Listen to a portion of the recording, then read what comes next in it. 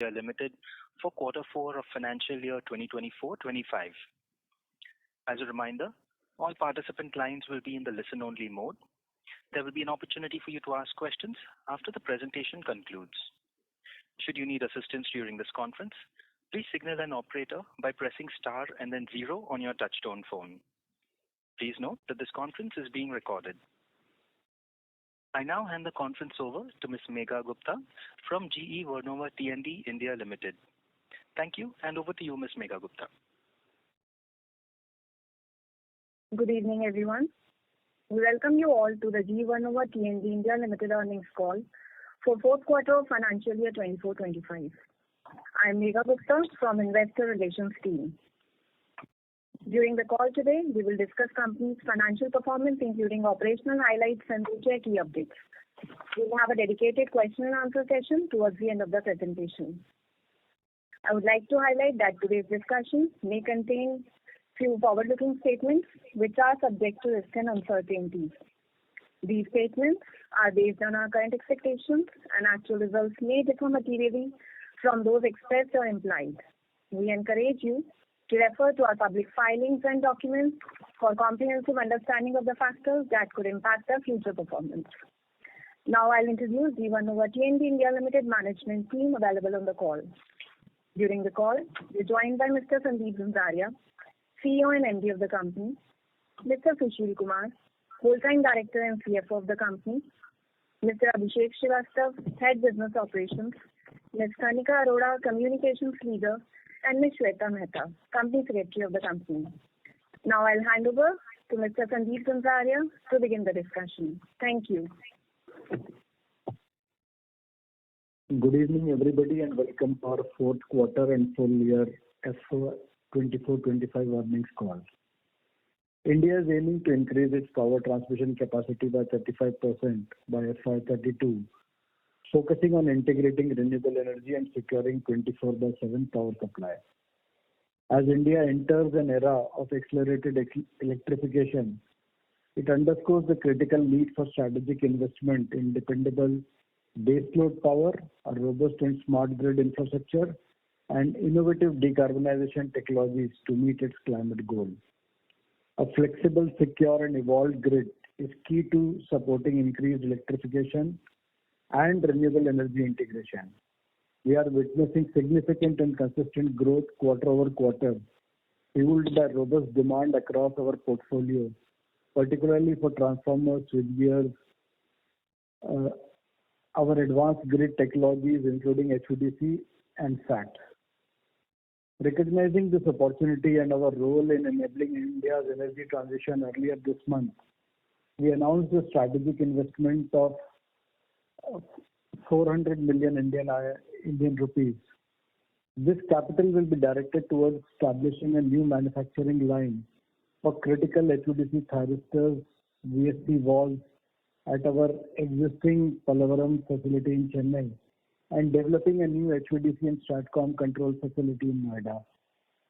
These expansions are designed to substantially enhance our capabilities to manufacture and test next generation equipment vital for modern transmission systems, positioning us to effectively support both India's domestic energy goals and capture export demand from other rapidly developing economies.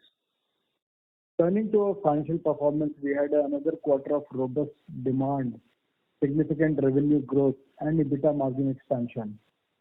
Our order book remained strong in Q4, and we saw a fresh order intake of 29.9 billion, up by 124% year-on-year, compared to 13.3 billion in quarter ended March 24.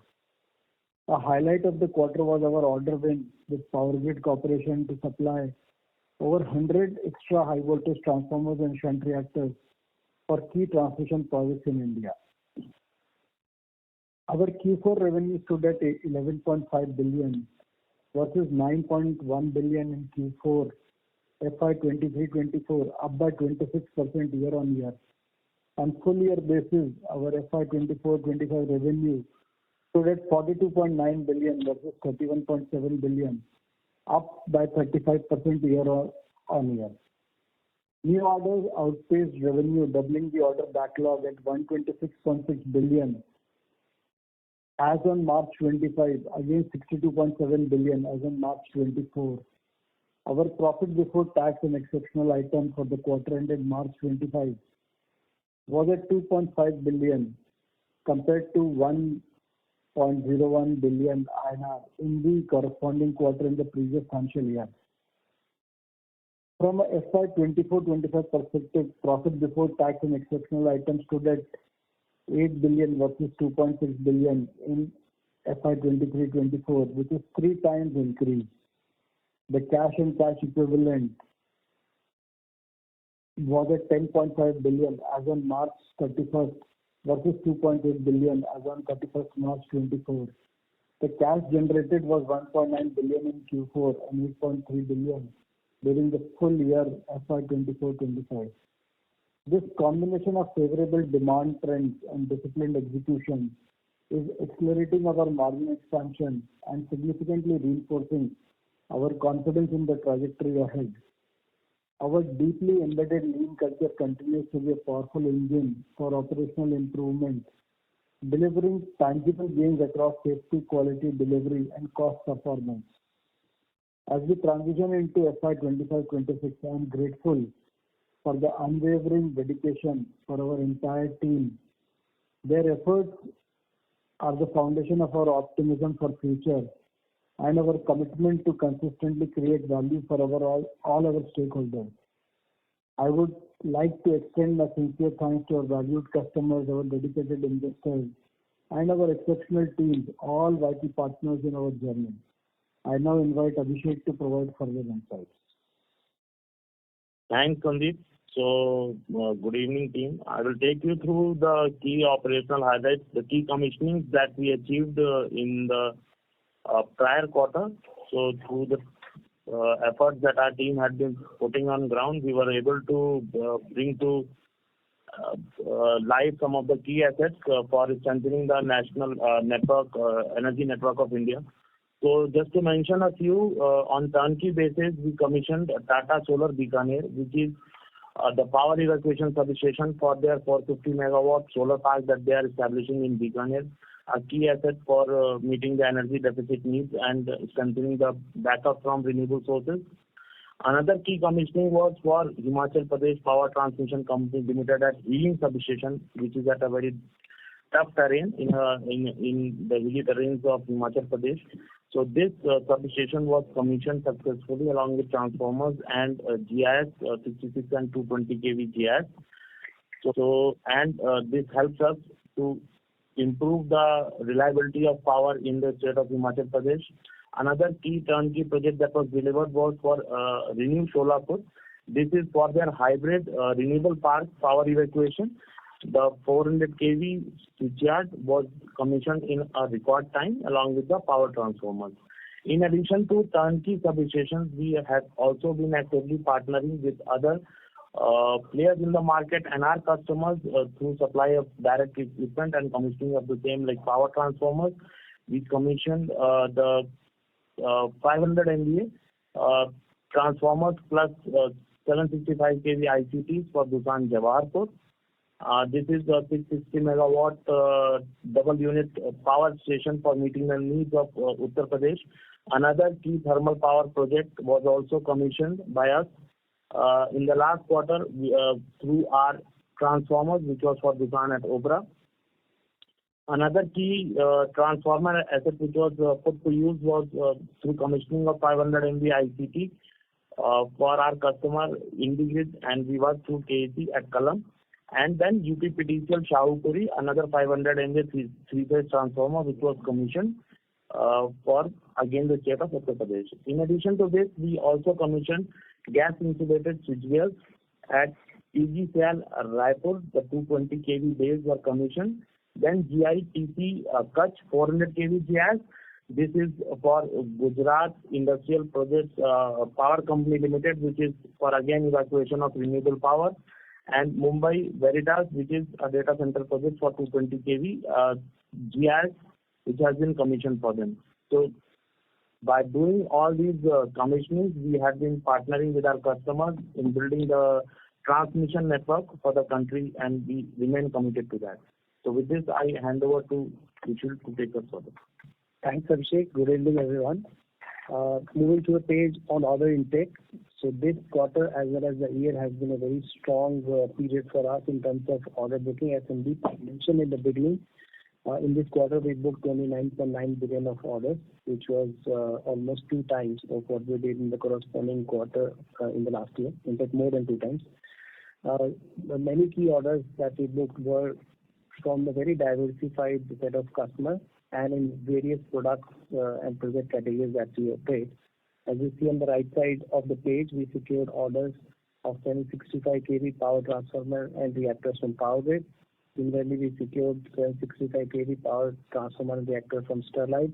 We also secured orders from Adani Group for 400 kV GIS.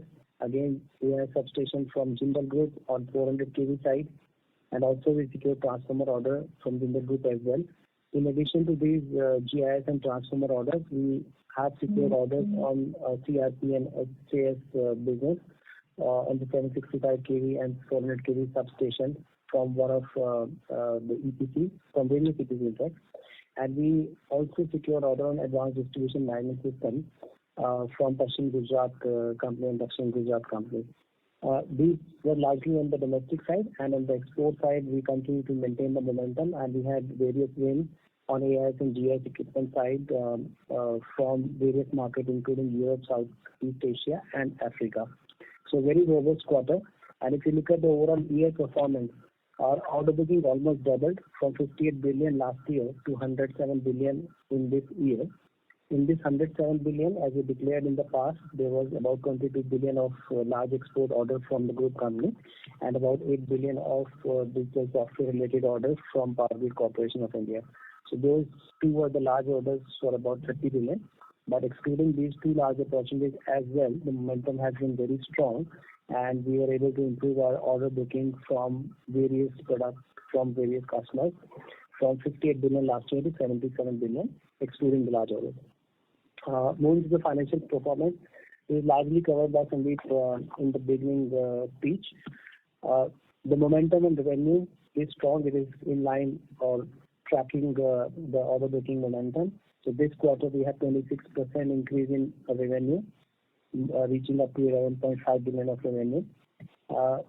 As the revenue increased for us and we maintain control over the fixed cost, there is a significant improvement in the operating profitability, which is the EBITDA. We have a 2.5 billion of EBITDA, representing 21.9% of revenue for the quarter. This quarter has been good in terms of overall profitability, especially on the gross margin side, mainly because we have been successful in executing the orders which were profitable, improve the mix towards the profitable order, and a very strong execution demonstrated by the G team. So all these factors have led to the improvement in the gross profit for the quarter. Similar trend on the annual basis, 35% increase in revenue, reaching up to 42.9 billion, and overall profitability, operating profitability, which is EBITDA, is 8.1 billion or 19.1% of revenue. So far we have made communication about our aim to achieve mid to high teen of EBITDA. Happy to announce that we have actually delivered the higher end of this range that we have been communicating regularly. We talked about cash performance. We generated 8.5 billion of cash during the year, and this has led to a cash and cash equivalent of 10.5 billion at the end of the financial year with us. On the last page 7, we have given a regular split of orders and revenue between domestic and export markets, and also given a breakup of order in hand from private, central, and state utilities. So with this, we can now take up the questions from the investor community. Thank you very much. We will now begin the question and answer session. Anyone who wishes to ask a question may press star and 1 on their touchtone telephone. If you wish to remove yourself from the question queue, you may press star and 2. Participants are requested to please use handsets while asking a question. Ladies and gentlemen, we will wait for a moment while the question queue assembles.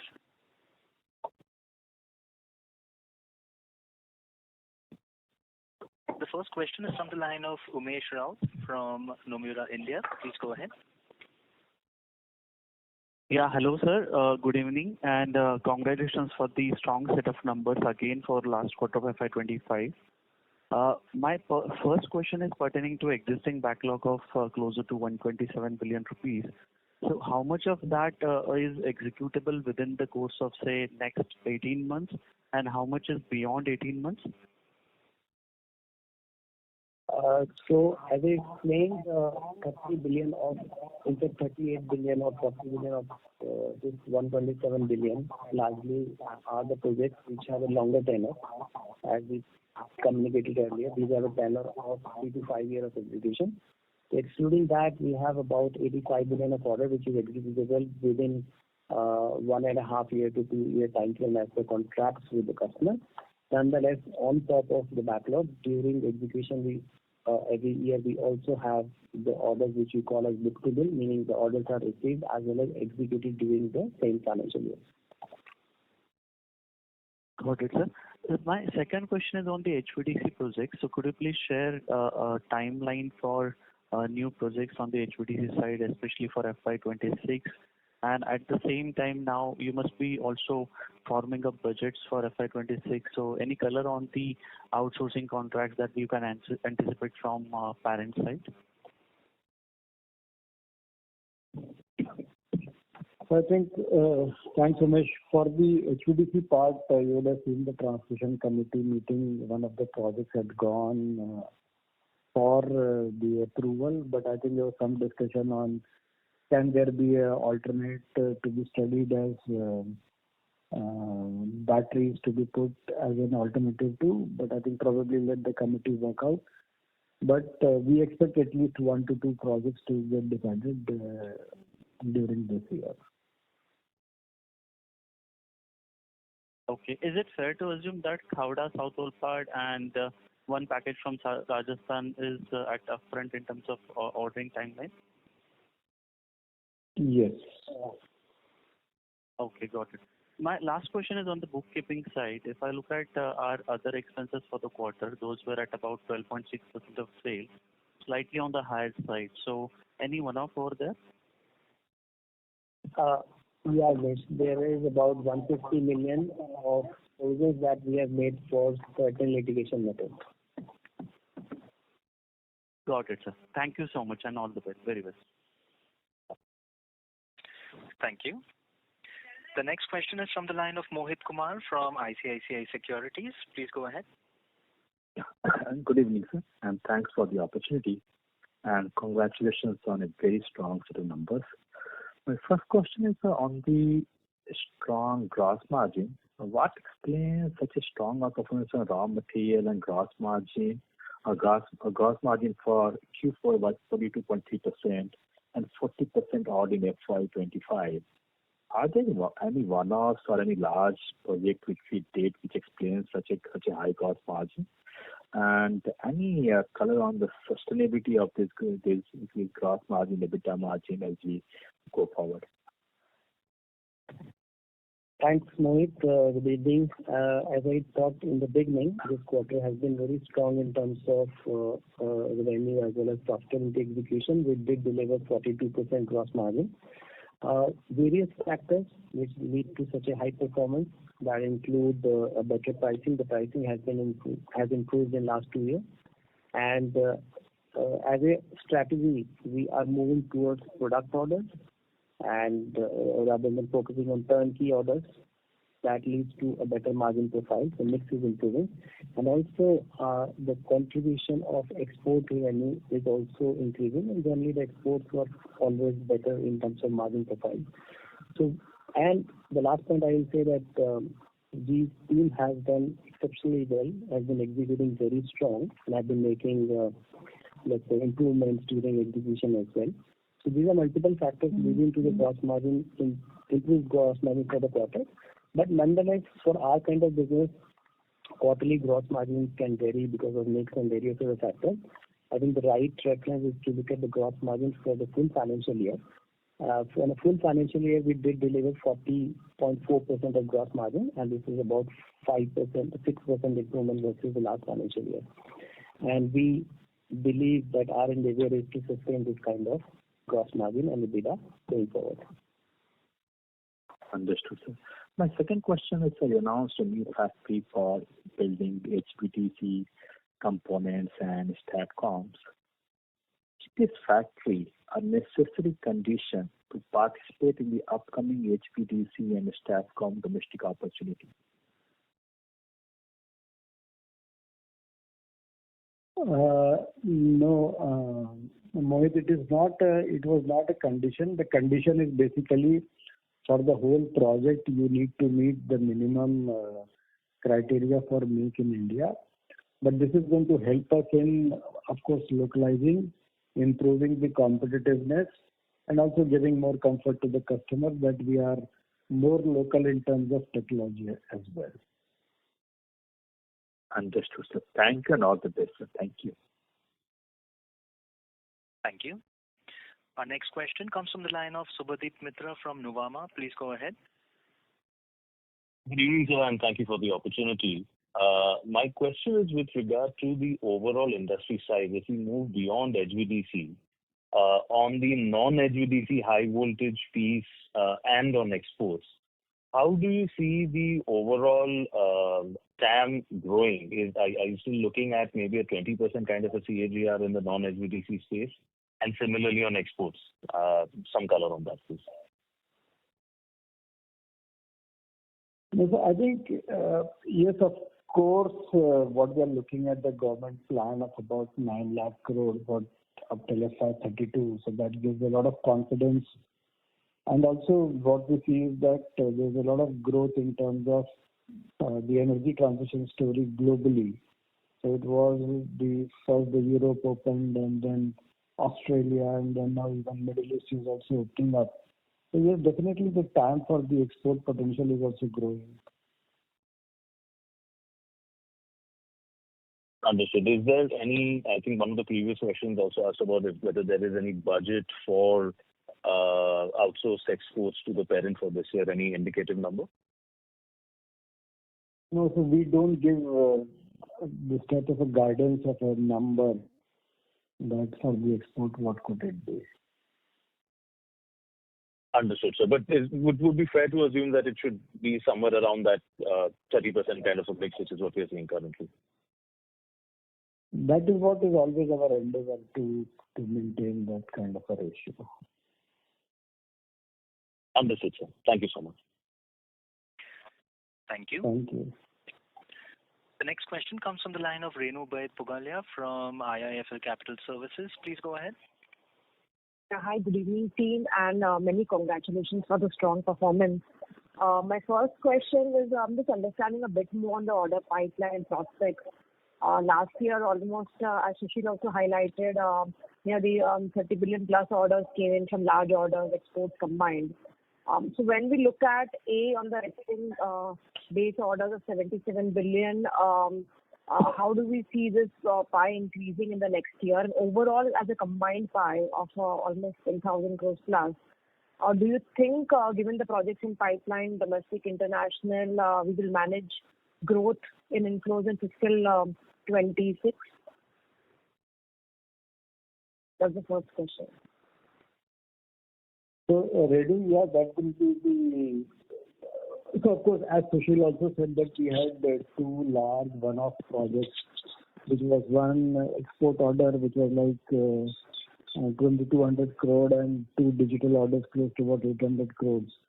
So basically, we were looking at 3,000 crores. And if you really look at this last quarter also, we had some exceptional, I will not use the word exceptional, this is actually normal, but Power Grid decided to go for a bulk buying of transformers and reactors, and of course we were able to secure a large part of that market as well. Mm-hmm. But the endeavor will be always to grow whatever we have achieved this year on the base number, and then try to see that how we can increase, because at the end of the day we need to keep the revenue also growing. Sure. And within the order prospects for fiscal 26, how do you see, because last couple of years it's been transformer heavy. So if you can throw some light, how is the broad prospect even on the substations, especially the GIS part? We're hearing pretty big numbers on that side of the business. So do you expect the pie of the order pipeline to materially shift towards GIS or projects in fiscal 26, or it would be similar for transformers, switchgears, and the rest of the other solutions like SATCOM? So that is the plan. What we have is that also to increase the pie for switchgears, also with STATCOM, HVDC. So control automation, AIS products. So the endeavor of the team or the focus is that not only transformer reactors but the other parts of the business also to keep growing. Sure. Secondly, on the pricing side, as in clearly last 18 months has been the dream run for any transformer company in India in terms of demand supply mismatches. So stepping in 26-27, how do we see the pricing environment and the gross margin mix that you have seen for 26 for ourselves based on the backlog and execution timelines? How comfortable we are to sustain and see improvement in this? So I would say that the pricing is stable as of now. Maybe we don't see a much improvement coming there, or whatever is if there is an increase in raw material prices, we are able to pass on. But now the incremental growth in pricing is not so much there, but it is still not going down, and we are looking at a stable pricing environment. Stability in pricing itself is a tall task, but fabulous if you're able to maintain this good. And lastly, what would be the mix between products and projects for fiscal 25 closing backlog? I don't have that information readily available. Maybe we can probably share it subsequently in another call. Sure, done. Thank you. Thanks much and best wishes, team. Thank you. Thank you. Thank you. Our next question is from the line of Amit Mahawar from UBS. Please go ahead.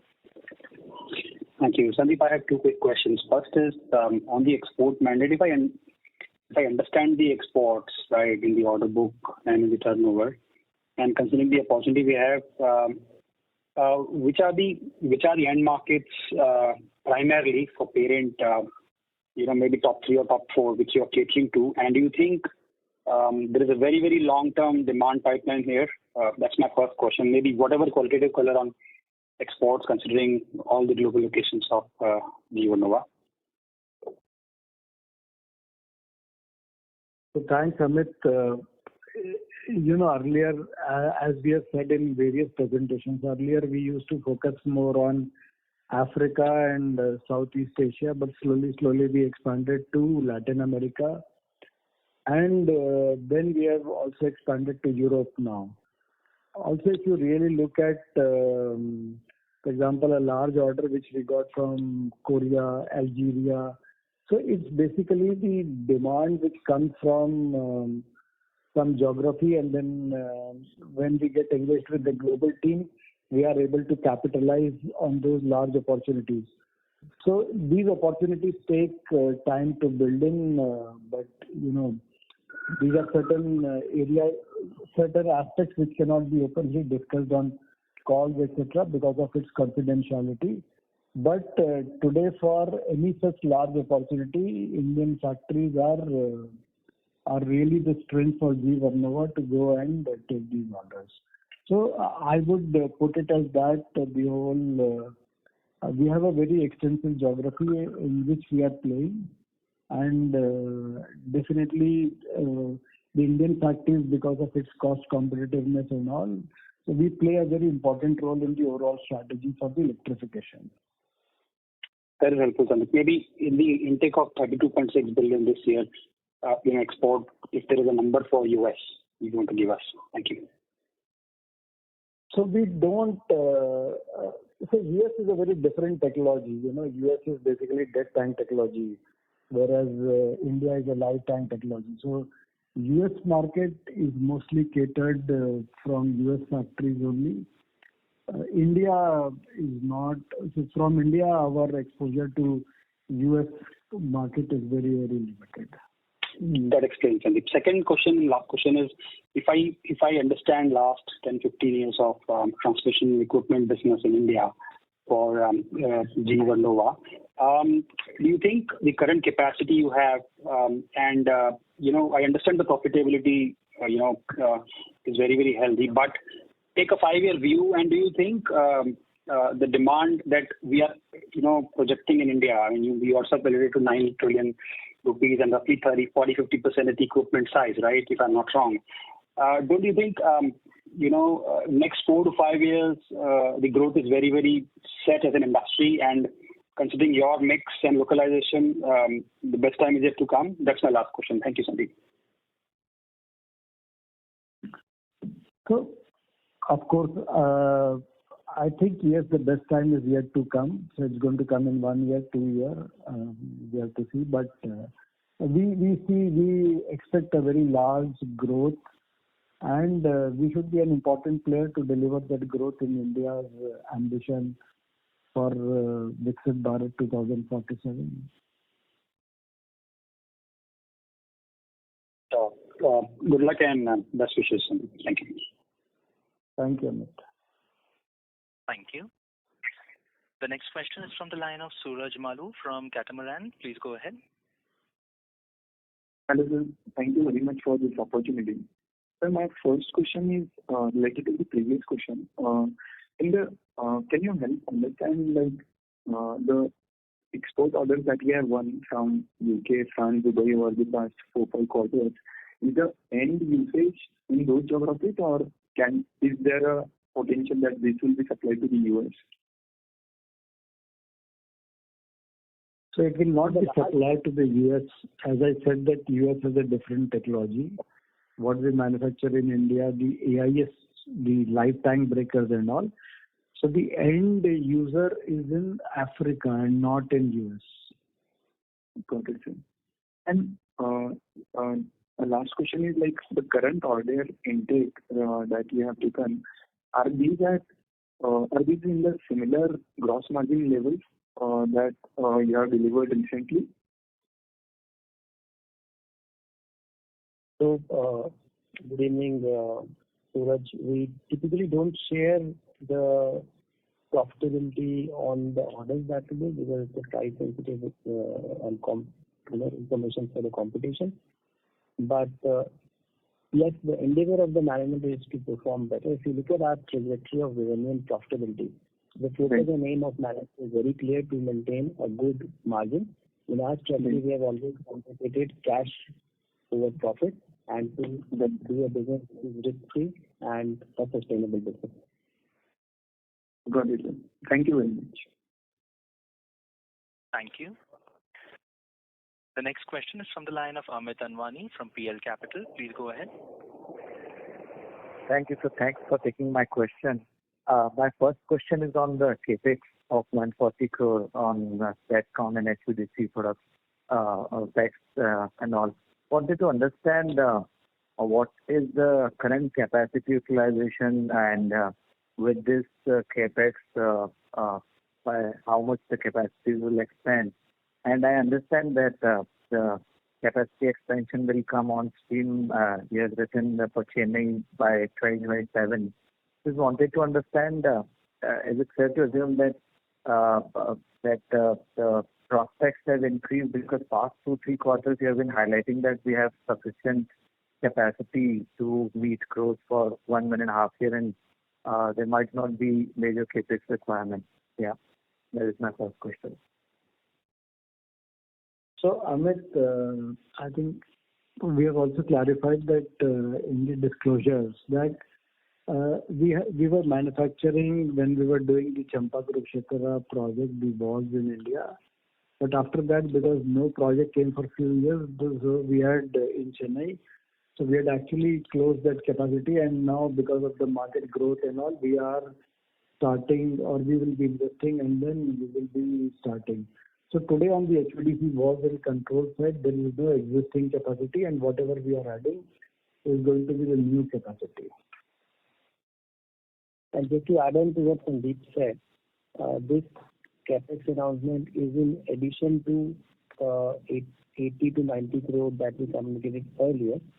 So 80 to 90 crore is for our existing business lines to be bottleneck and increase to take the maximum, let's say, benefit of the assets that we have and deliver more from the existing factories. So overall, put together, 140 crore plus roughly 80 crore, we have now announced overall capex in the range of 240 to 250 crore. Yeah. Second question on the product versus project, you highlighted that there will be more focus deliberately towards product by you guys. I wanted to understand if possible to share the product versus project for revenue. And considering the current order book you have, can we expect for the next 1-2 years there should be more product inclination in the revenue and order book? Any sense on that would help. Yeah, so Amit, in this, I'll say that I don't have the breakup of this project versus that's immediately available. But as a strategy, we have communicated since last few quarters that we want to move more towards the product side because first, the product orders are more profitable rather than a large turnkey project. The second part is they carry less risk in terms of execution. Nonetheless, having said that, it's not that we are completely out of the project market. We do sell the products to the EPCs who are in turn taking the turnkey project. So we are present in the market, but indirectly. And I think this strategy of moving towards product has really helped us to streamline our operation and deliver better profitability in the last couple of years. Sure. Lastly, if I can squeeze in, we had a large order wins of almost 3,000 crore and 11,000 crore inflow. Are there further large orders in discussion for the next 1-2 years? Amit, that's an ongoing process, Sure. Thank you so much. Thanks for answering. Yeah. Thank you. Ladies and gentlemen, if you wish to ask questions, you may please press star and 1.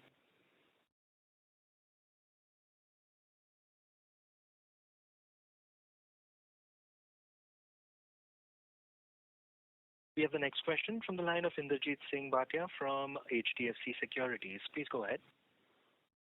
Hi, gentlemen. Am I audible? Sir, you are audible. Yes, you are. Sir, congratulations on fantastic set of numbers. 2 questions. One is you highlighted that there was a large 8 billion software order. Now, are there any more such orders in your order book? And do these kind of orders come at a much better margin profile than your existing product orders? So, Inderjeet, I think you know that the digital part of the grid is also growing, and so we expect many more opportunities to come in the future. As of today, we don't have any live tender ongoing, if that is the question. And as a practice, we don't disclose segment-wise margins, etc. So it will not be possible to disclose the margin strategy for the business. Fair enough. Just a clarification. I think one of the previous participants had asked about this 240 crore capex. Did I hear that right? That's a commitment for next year? Yes, Mr. Indrajit, these are the capex announcements. As you see, this 140 crore announcement has a longer timeline to be implemented. So these are announcements may be implemented in next 1 to 2 years. Got it. Okay, one last bookkeeping question. In the balance sheet, there is some related party loans given to related parties around 400 odd crores. Could you just throw some light on that? We have taken shareholder approval regularly to invest surplus cash to the cash pool, which is managed by the GE Group. Any surplus cash which is available with the company to the limit approved by the shareholder is invested there. So this investment is actually the cash pool that we have given to the cash pool leader. Just as a reminder, our entity borrowed from the cash pool for quite number of years when we were in debt, and now since we are in surplus, to make it efficient working capital management and cash management, we are investing part of the available surplus funds to the cash pool because this gives us rate of interest which is as per the market terms. Plus, there's a lot of flexibility.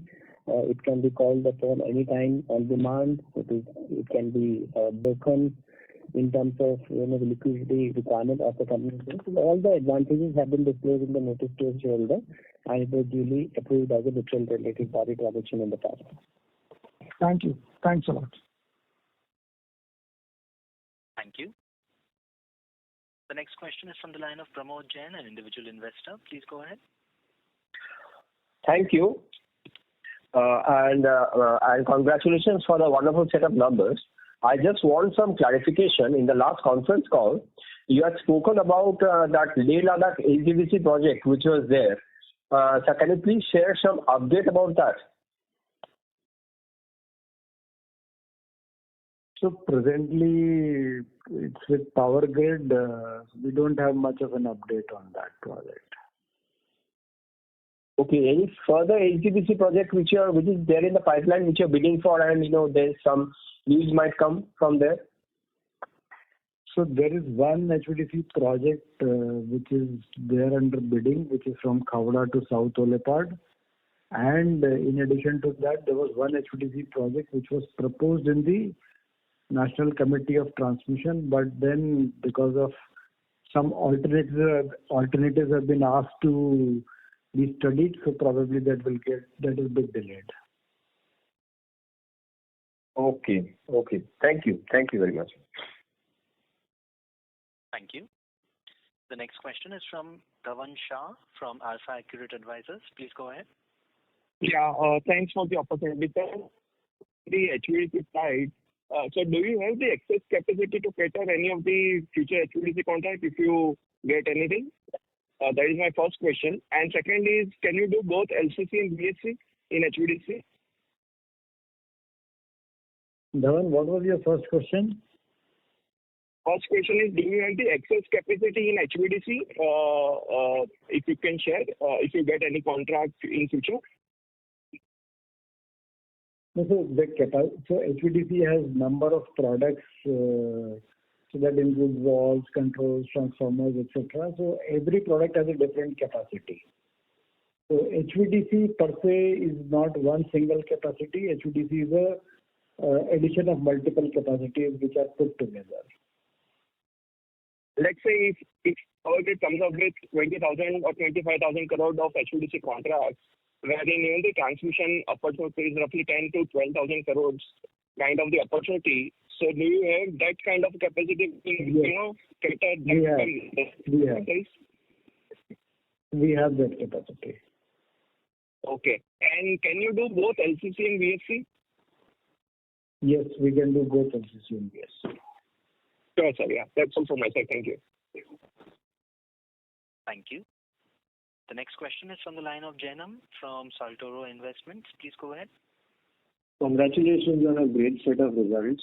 I wanted to understand from a supply chain perspective whether it is CRGO or any other key components that go into transformers, whether it is extra high voltage or whether it is HVDC.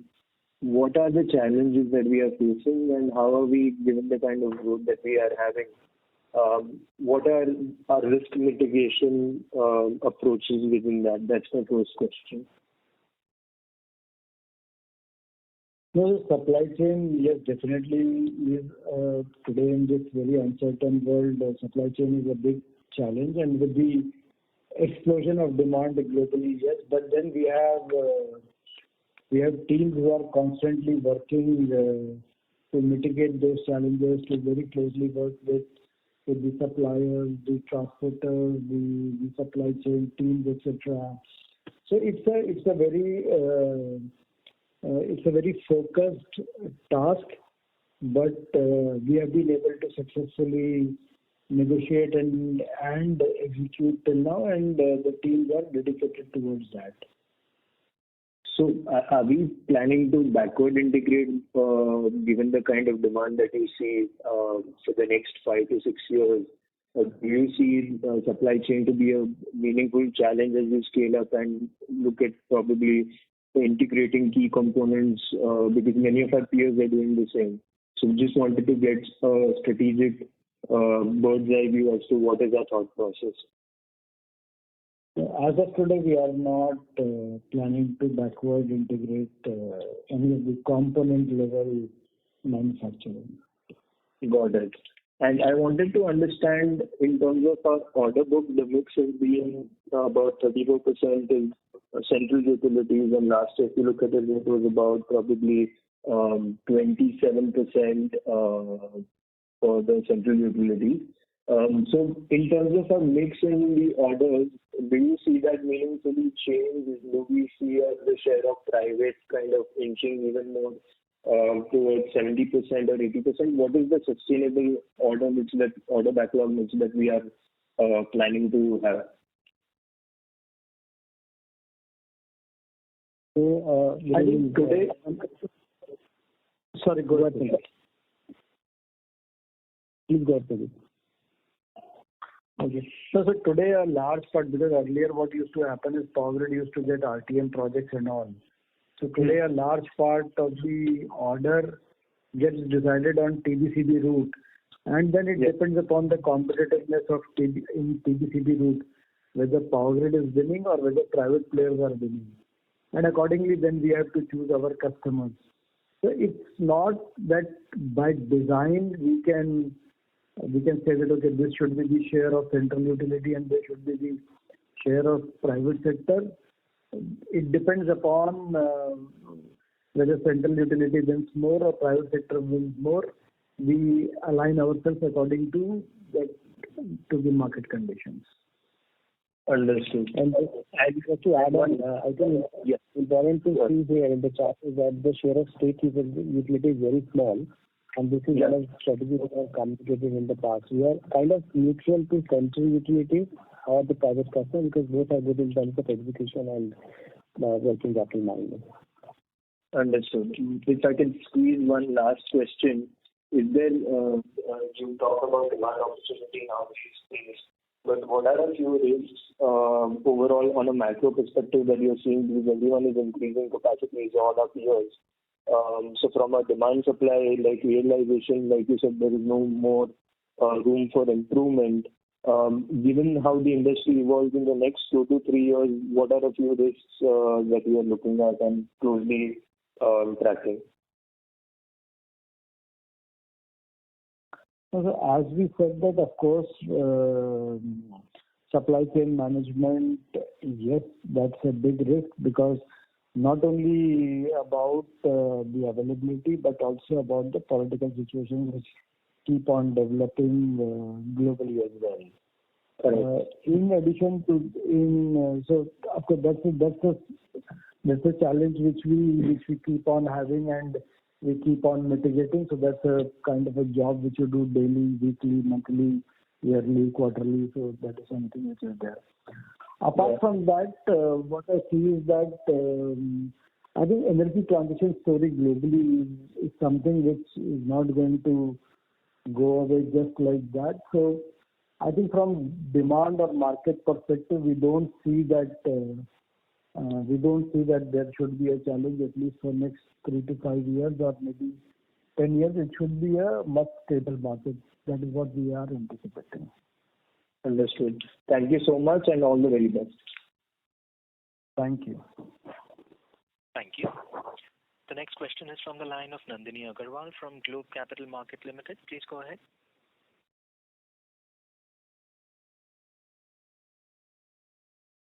Nandini Agarwal, your line has been unmuted. You may proceed with your question.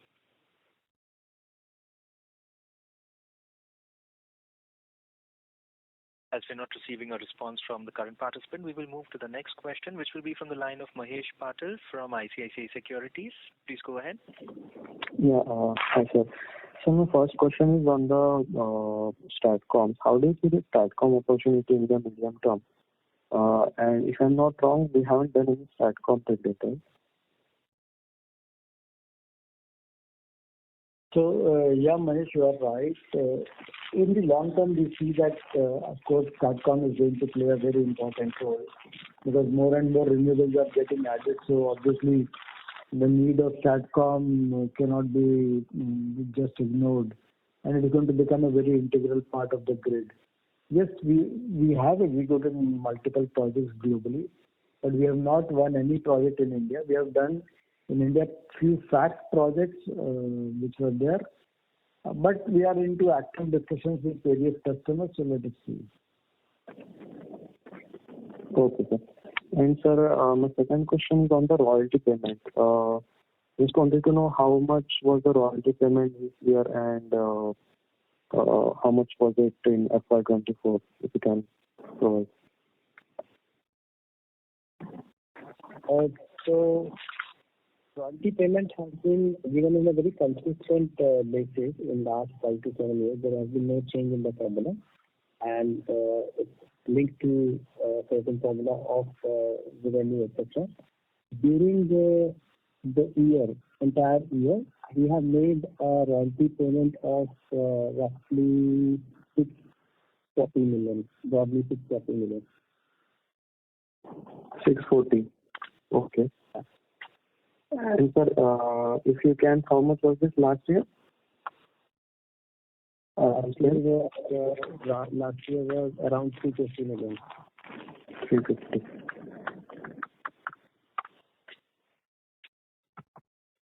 Okay, sir.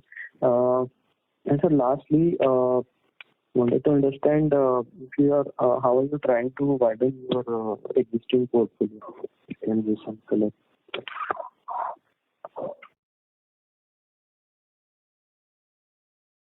I think for widening the portfolio, of course, definitely it's on two sides. So one is on the customer side. More and more customers we are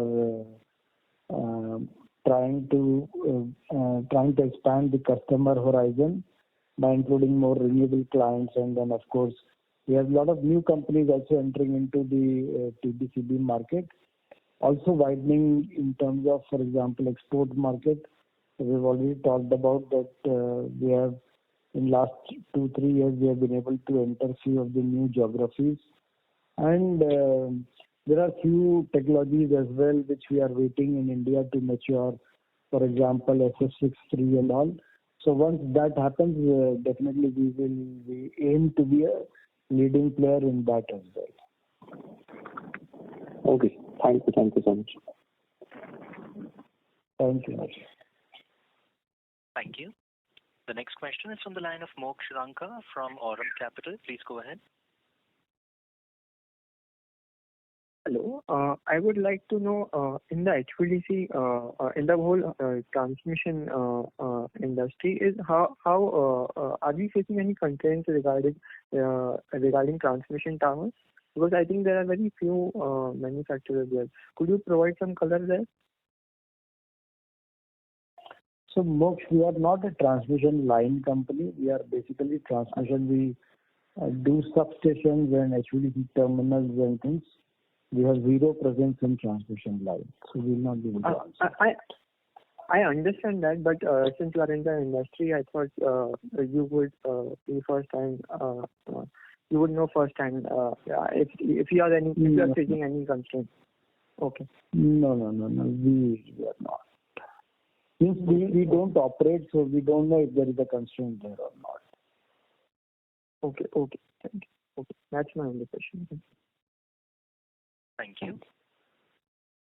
The next question is from the line of Parikshit Kandpal from HDFC. Please go ahead. Hi, Sandeep. Congratulations on a great quarter. My question is on services part of the revenue. So what will be the contribution of services doing to ramp up that as a share of revenues?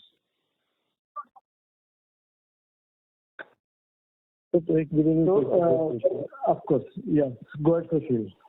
Currently, the service revenue is sub 10% for us. But as the overall order booking has been growing, so obviously the overall share of services is also, the volume of services is also growing. And so second question is on this 250 crores of capex. So what kind of asset turns or revenues can we look at adding from this over a 2 to 3 year period on an annual basis? And what will be the reservation here for export markets? Any reservations here? And so how will you allocate between local demand and global demand on this?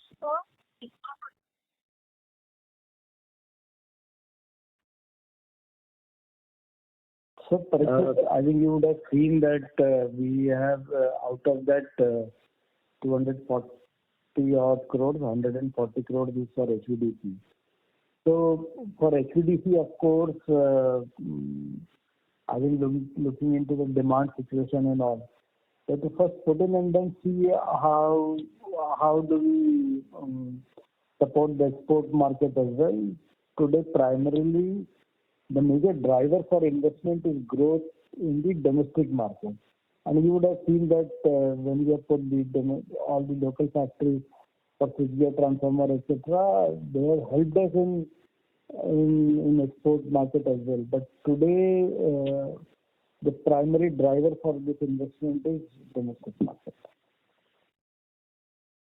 And so any color on what could be the share of data centers and is it increasing in the overall mix in the order book? So how do you see that shaping up as huge investment is expected in data centers? So today the data center market is basically, it's like about 300 megawatt data centers, etc., which is at 220 kV. So you don't, of course, we see a very large potential of data center coming in. But today, because our order intake is jumping very high, like for example, since last year for example, from 24 to 25, we have grown by 100%.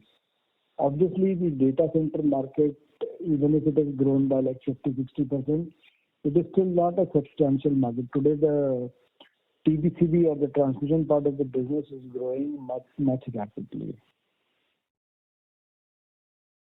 And lastly, the source of cash now with that. We are totally connected with most of the data center companies in India, and we are executing multiple projects of data centers. So it's not that we have ignored, but I expect as the size of the data centers will become more and more like bigger data centers, so 400 kV. People are talking about gigawatt data centers that will require 765 kV. So there our market share and our overall offering in terms of value will be much higher.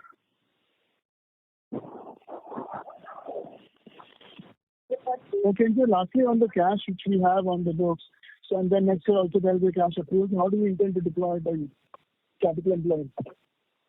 Yes, sir. Parikshit, we have announced 240 crore of capex out of 1,000 crore that we have.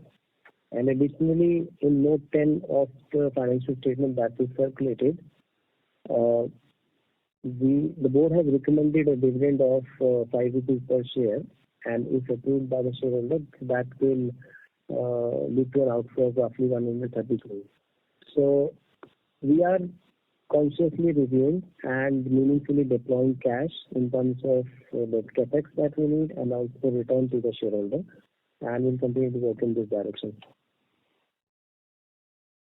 Okay, yeah, sure. Thank you, Mr. Thank you. The next question is from the line of Sagar Gandhi from Invesco Mutual Fund. Please go ahead. Sir, my question pertains to the 140 crore capex that you've announced for HVDC. This is primarily for domestic projects, and do you also foresee that post this capacity is commissioned, your ability to bid for projects will be more competitive, which is not the case currently? If you can throw some light in this direction. Yes, I think that was one of the most, the objective of putting the local capacity was, of course, to feed the domestic market, and when we are seeing a big growth expected in the domestic market, In addition to that, yes, obviously, when we put the capacities locally, it provides us more competitiveness, so it helps us in winning more. Okay. Thank you. Thank you so much for answering this. Thank you, sir. Thank you. We have a follow-up question from Janam from Saltoro Investment. Please go ahead. I just wanted to ask, one of the previous participants had asked about asset turns for the 240 crore capex that you are doing.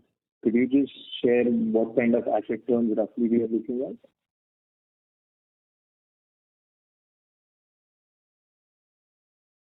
Am I audible? Hello? Yes, Janam.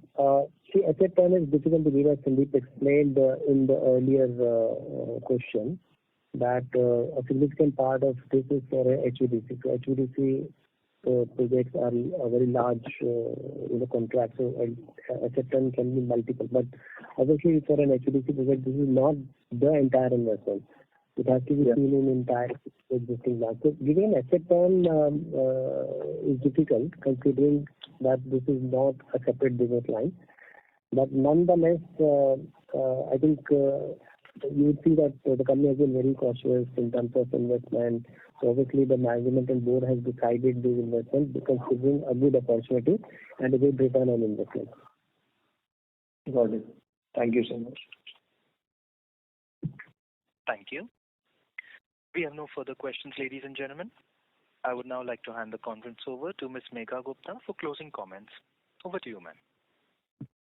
Thank you all for joining us today. We hope the insights provided by our speakers have been informative and valuable to you. We value the trust and support of our investors and analysts and ensure to remain committed to maintain transparent communication and fostering strong relationships.